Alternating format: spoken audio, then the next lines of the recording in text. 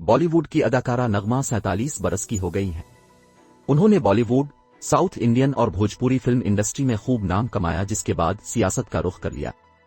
उनके माजी में क्रिकेटर सौरव गंगुली समेत 4 शादीशुदा मर्दों के साथ ताल्लुकात रहे, लेकिन उन्होंने आज तक शादी नहीं की।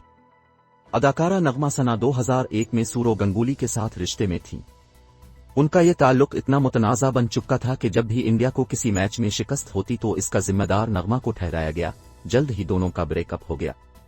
इसके बाद नगमा के साउथ इंडियन अदाकार शरते कुमार के साथ मुआशके के भी चर्चे रहे, जबकि वो भी पहले से शादीशुदा थे। शरते कुमार की बीवी ने तलाक के लिए अदालत से रुजू किया तो नगमा ने उनके साथ ताल्लुक खत्म कर दिया और साउथ इंडियन सिनेमा से भी मुंह मोड़ लिया।